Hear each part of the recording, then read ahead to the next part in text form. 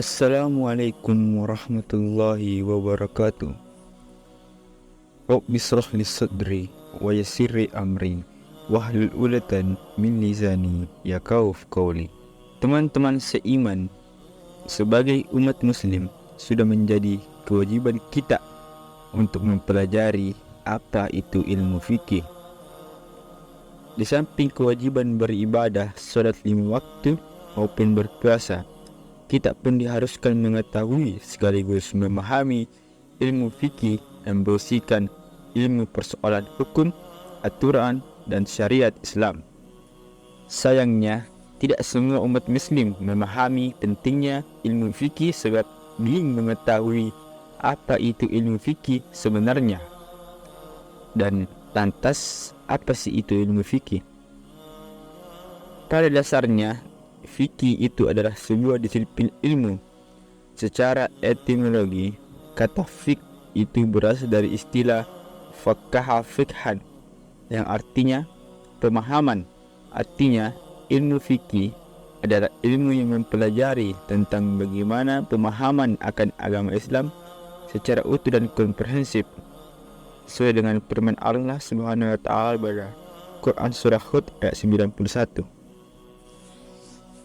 Selanjutnya, apa sih definisi ilmu fikih? Yang pertama, sebagai ilmu.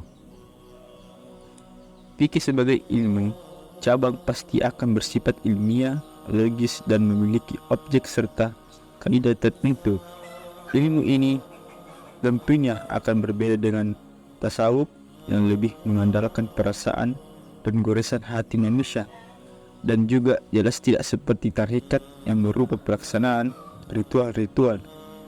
Definisi ilmu sebagai cabang ilmu adalah dapat dipelajari atas kaidah-kaidah yang mana bisa diuji dan dipresentasikan secara ilmiah. Menurut buku pembelajaran fikih karya Datarandas Hafsa, fik sebagai cabang ilmu dapat dibagi menjadi 5 kategori: hukum perbuatan manusia atau mukallaf.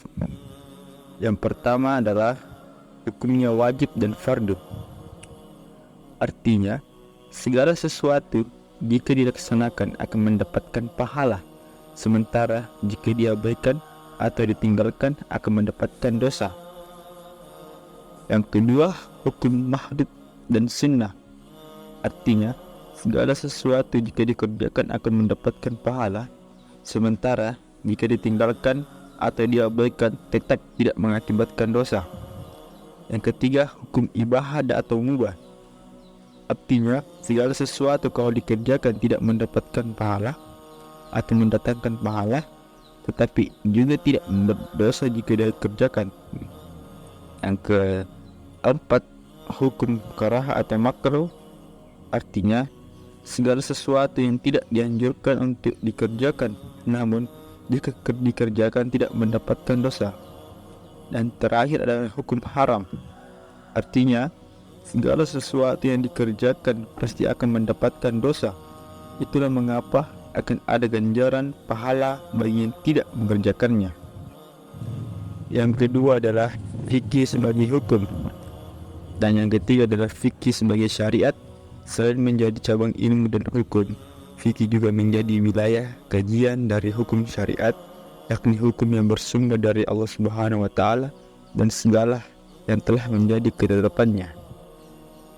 Dan yang keempat adalah sebagai amalia, yaitu hal-hal yang bersifat fisik alias yang terlihat secara kasat mata.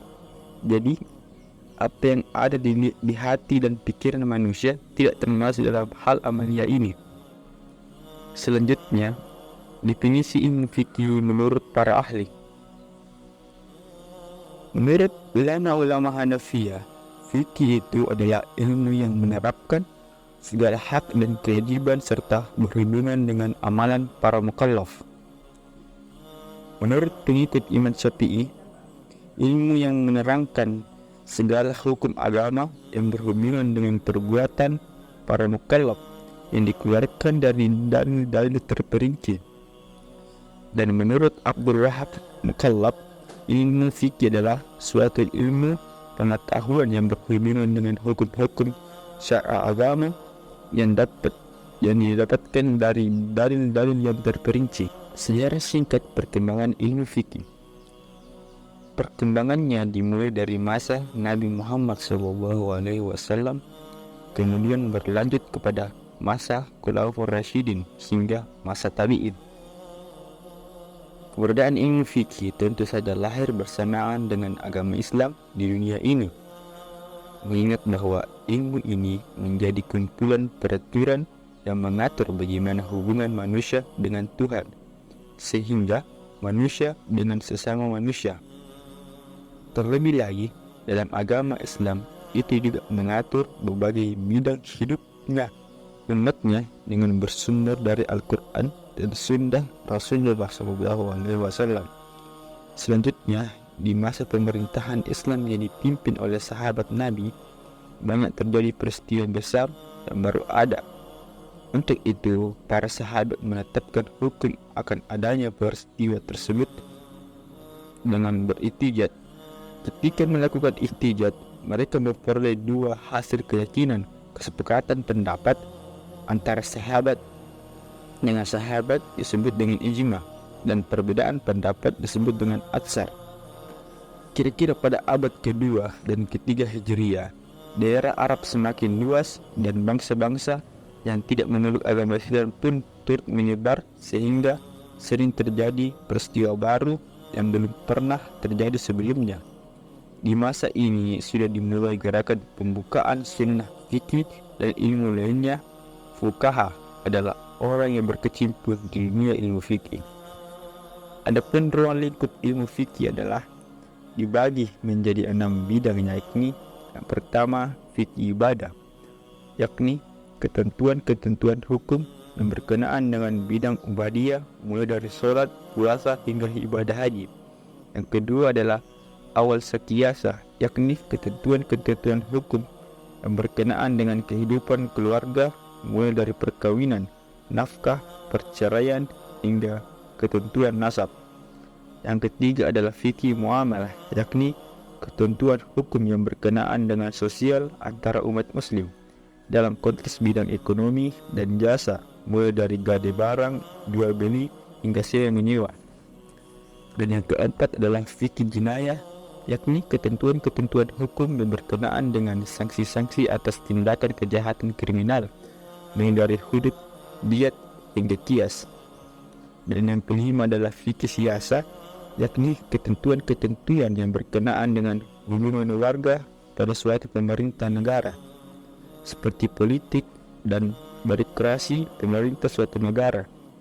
Dan yang keenam adalah ahkam khuluqiyah, yakni ketentuan-ketentuan hukum yang berkenaan pada bagaimana etika penggunaan seorang muslim dalam tatanan kehidupan sosial. Selanjutnya, pentingnya ilmu fikih. Nah, pentingnya ilmu fikih adalah yang mengajarkan kita hal-hal apa saja yang diwajibkan agama kita untuk dilakukan dan apa yang tidak boleh kita lakukan. Oleh alasan inilah fikih dianggap sebagai ilmu yang paling penting, dan Nabi Muhammad SAW menginformasikan dan memerintahkan kita untuk mempelajari hukum-hukum yang berkaitan dengan hal-hal ini dan mempelajari dengan baik. Seperti kutipannya, sebelum kamu ditunjuk untuk menjalankan suatu tugas, pahamilah agama dengan baik. Sekian dari saya. Billahi taufiq haq fastabiqul khairat. Wassalamualaikum warahmatullahi wabarakatuh.